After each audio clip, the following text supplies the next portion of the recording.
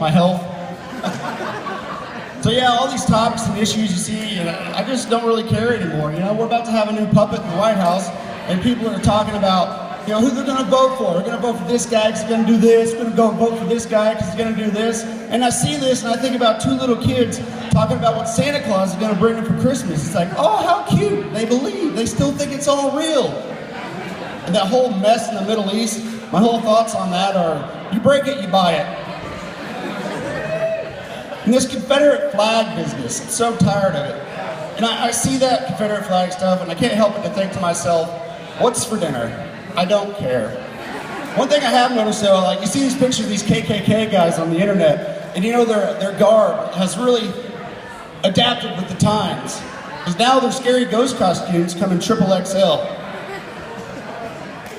So, yeah, I used to be one of those not gonna shop at Walmart anymore guys. I'll be like, I'm not gonna spend my hard-earned food stamps to that evil corporation. I'll go somewhere else and get my ramen noodles.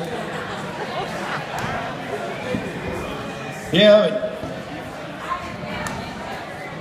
so yeah, nowadays I'll just, I'll get my 10 pounds of mutant Franken chicken, and I don't care, I get to pay $6 for it, and I'll go home and grill it up with my new t-shirt with wolves on it.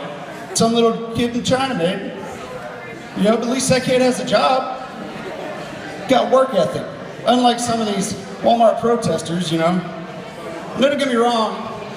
If you work there and you've been behind the register forever, and you want an extra $1 or $2, yeah, throw a fit, do your thing. But then you got this other group of protesters that just protest for the sake of protesting. They enjoy getting maced by overzealous cops. We better know them as dirty, stinky hippies. And they probably got some cool word for a protest too, like they do everything else. Because hippies don't go to festivals, they go to festies. And they don't take pharmaceutical pills, they take farmies. And when it's time for all of them to pitch in once a month to get a hotel room to take their monthly bath, they don't get a hotel room, they get a hoodie. So one can only assume that when there's a protest going on, they're like, hey, let's get Rick Warren Stone and go to that testy. Let's magically bring down the world's biggest retail corporation by holding up some signs and chanting some dumb shit. So I think it'd be funny to go to one of these protests and squeeze in with the hippies, just as long as I can stand the smell, of course, and have my own sign that says, I have a really big sign, I have a really big sign. And these hippies are so high, they think it has some deep meaning. They're like, yeah man, Walmart sucks, you have a job and 401k and benefits. I hate low prices. That's why me and my dog Moonflower are gonna go bum money all day to buy real expensive weed.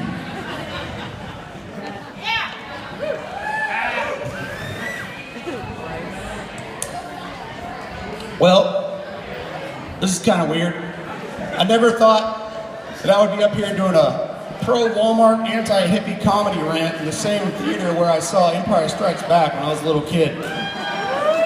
That's pretty cool.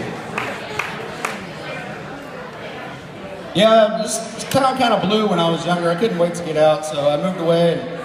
And, I eventually came back. I bounced around the country about 10 years. Now it's all changed now, And yeah, it's all changed. It's all fancy now.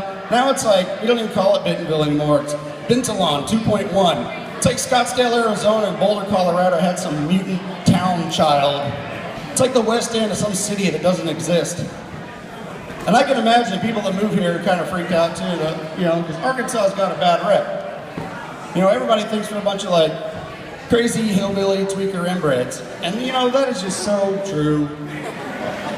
Kidding, it's not really like that anymore. Comedy is based on true events. So 6th grade, I get my first girlfriend. And my mom catches wind of it, and she's like, oh, hey, you got yourself a girlfriend? I'm like, yeah, she's pretty. And you know how moms are, 20 questions, what's her mom's name, what's her dad's name, what do they do? So I tell my mom everything I know about this girl's family heritage, and my mom's like, oh really? We're related to some Huffords. Awesome! So I get my first girlfriend and learn about shallow gene pool all in the same week. So 8th grade comes along, and I'm out skateboarding with my little cousin Kenny, and then I have a different girlfriend, and she's like, hey, I saw you skateboarding with my little cousin Kenny. I'm like, oh, he's your little cousin too? There's that whole shallow gene pool thing again. So yeah, there was a family in town though that you know. Well, let me back up. So by the time I got to high school, there was 2 near misses on the shallow gene pool thing. So by the time I got to high school, the best pickup line I had was, "Hey, how you doing? You're not from around here, are you? Because I don't want to accidentally finger pop a cousin." But there was a family around here that they weren't near miss. They just rolled with this whole inbred thing, see how it pans out. They lived right over here, like 2 blocks away, right off Main Street. They had a huge house, and there's like a dozen of them. I think we all knew them as the Peanut Butter family. So yeah, the Peanut Butter family, they lived right over here, they had a huge house, and you know, they weren't like these monster, crazy, cannibalistic inbreds like you'd see in a Zach Slusher movie. You know, for the most part, they were just kind of goofy looking and weren't the sharpest tools in the shed. You know, they'd be out in front of the house playing hopscotch, but they didn't really know how to play hopscotch because none of the other kids want to play with them, so they just draw 1 square and jump up and down in it. I like their version better. They simplified it. I don't like math either.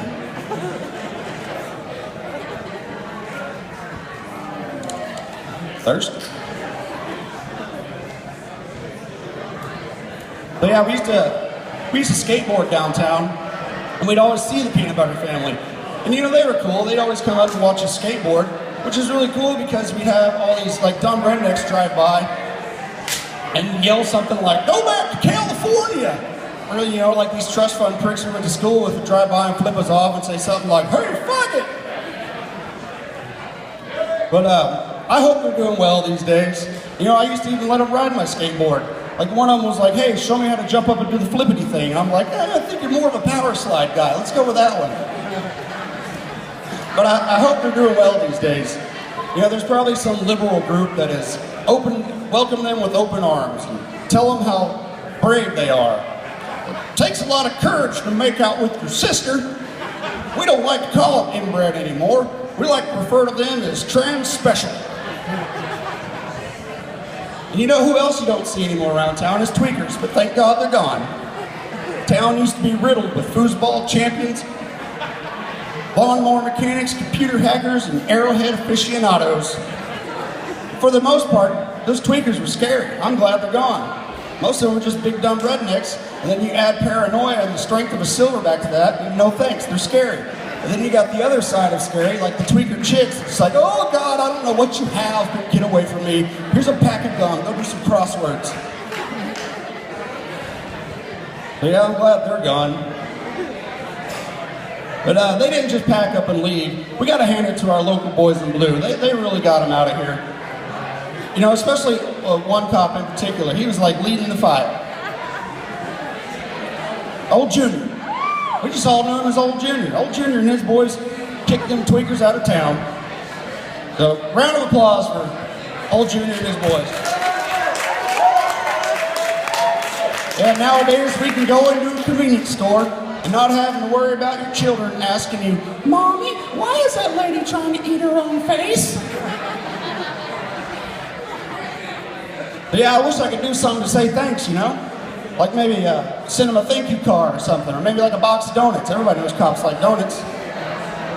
But in the bottom of the box of donuts is a nice little surprise. It's a picture of my boner with a donut around it. So instead of messing with skateboard kids and shutting out every nightclub in town, they can investigate who ate the boner donut. Yeah, we used to have nightclubs in town. Place where we could go rock and roll and cut a rug. Now we have another one, and that's pretty neat. So yeah, I used to work at this place called the Ice House, and I won't go into detail, but it didn't take long for it to get shut down. It was surrounded by justice buzzards, and it didn't take a long time for it to get nicknamed the DW Ice House. So yeah, we had special events, concerts, good food, and DJs and stuff.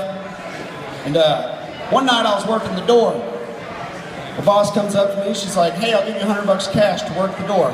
It just so happens it was male stripper night, Chippendale's dancers. And Old Junior walks in, a bunch of his buddies, and it was their night off. They decided they was gonna go honky-tonkin' out at the Ice House. So they waltz in like they own the place, walk right past me, they don't show me their IDs, they don't pay, they don't do nothing. Old Junior walks past and he's like, "We're on the guest list." And I said, "You're damn right you are. You boys go in there and have yourselves a real good time. don't forget to tip. Thank you, everybody.